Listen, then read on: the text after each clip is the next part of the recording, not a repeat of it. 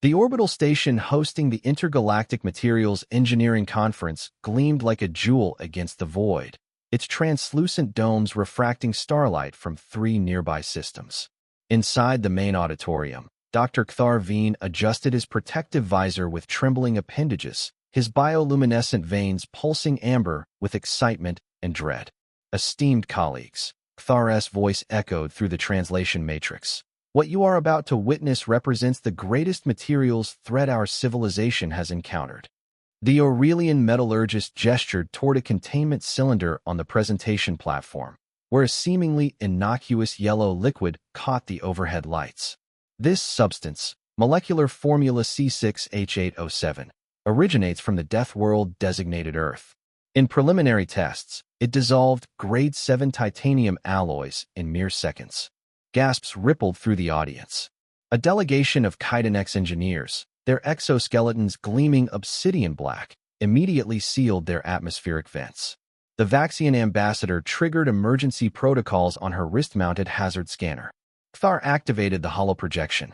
Footage showed a titanium rod, standard infrastructure material across 40 systems, submerged in the yellow liquid.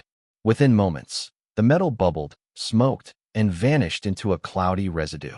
Imagine this weaponized, Kthar warned, his voice grave. Starship hulls, habitat domes, skeletal reinforcements for carbonite-based species, all vulnerable. At the back of the auditorium, the human delegation arrived fashionably late. Dr. Maya Reyes, a sharp-featured biochemist with her dark hair pulled into a practical bun, scanned the room with keen eyes. Beside her, Lieutenant Connor Blake, broad-shouldered and perpetually amused, carried their equipment cases with the ease of someone who'd hauled reactor cores through combat zones. Did we miss the good part? Connor whispered. Maya's gaze locked onto Kthar's demonstration setup. Her eyes widened, then crinkled with barely suppressed laughter. She gripped Connor's arm. Oh my God, Connor, look at the molecular structure on the display. Connor squinted at the hovering chemical diagram. Wait, is that? Citric acid, Maya hissed, fighting to keep her voice down. He's terrified of citric acid. The safety protocols for handling this substance are extreme. Kthar continued, donning triple-layered containment gloves. Direct contact causes severe chemical burns to Aurelian tissue. Aerosolized particles trigger respiratory failure in methane breathers. The Dronaxian physiology finds it neurotoxic. He paused dramatically. And yet humans export this substance freely, with minimal warnings. With ceremonial gravity, Kthar lifted a fresh titanium probe and lowered it into the sample beaker. The metal hissed and bubbled, wisps of acrid smoke rising from the container. The audience leaned back collectively. Maya couldn't contain herself any longer. A snort of laughter escaped, echoing in the horrified silence. Kthar's bioluminescent veins flared crimson. You find this amusing, Dr. Reyes? Your species' casual distribution of chemical weapons is a matter of humor. Maya stood, and the auditorium's attention shifted like a weapons array locking on target.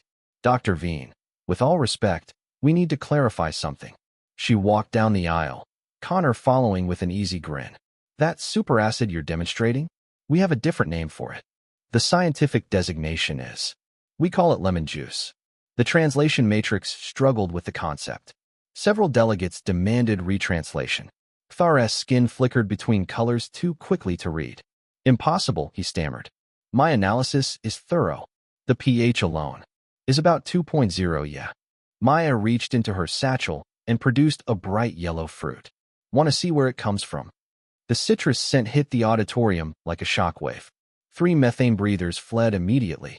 The Kydenex delegation activated full hazmat protocols. A Vaxian guard drew his sidearm before his superior waved him down.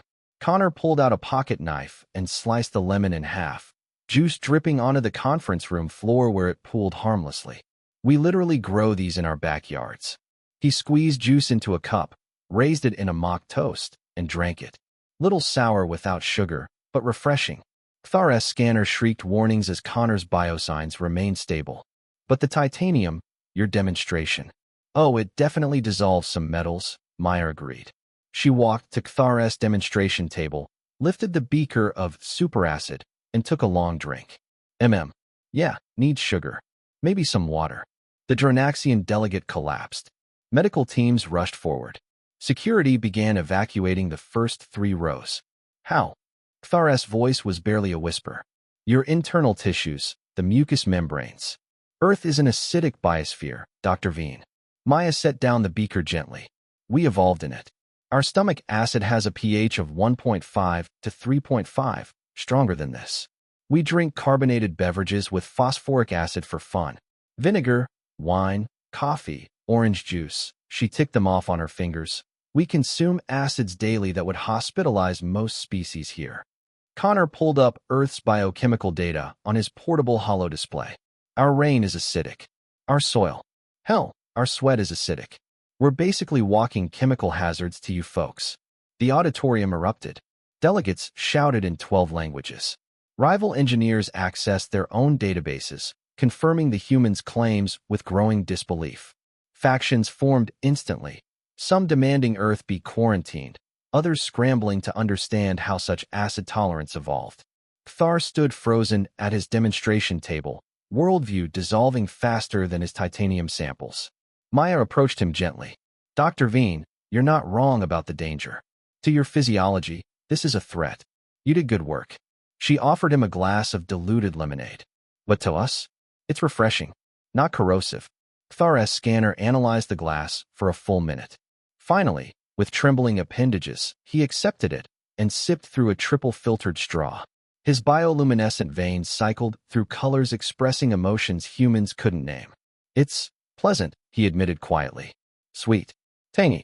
Within an hour, the panic transformed into fascination. Delegates lined up at hastily arranged tasting stations, trying diluted samples with xenobiologists standing by. Connor demonstrated that orange juice was basically lemon juice's more aggressive cousin, which triggered another round of amazed horror. By the conference's end, 17 research grants had been approved to study Earth's biochemistry.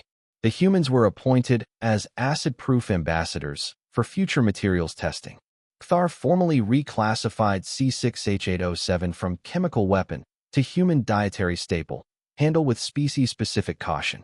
As Maya and Connor prepared to depart, she pressed a small gift into Kthar's appendage, a lemon-scented pen from Earth. For your lab coat. Reminder that one species' poison is another's breakfast. Kthar tucked it carefully into his pocket like a religious relic. Dr. Reyes, your species terrifies me, but I find I'm eager to learn why you're still alive. Maya grinned. Stick around, Dr. Veen. Wait until you hear about our immune systems. As their shuttle departed, the galactic net exploded with memes. Trade requests for Terran pH-stable compounds flooded Earth's diplomatic channels. Somewhere in the station's archives, footage of Connor casually drinking titanium dissolver would circulate for decades, proof that humanity's greatest superpower might just be their spectacularly dangerous biochemistry, and their complete indifference to it. The galaxy would never look at fruit the same way again.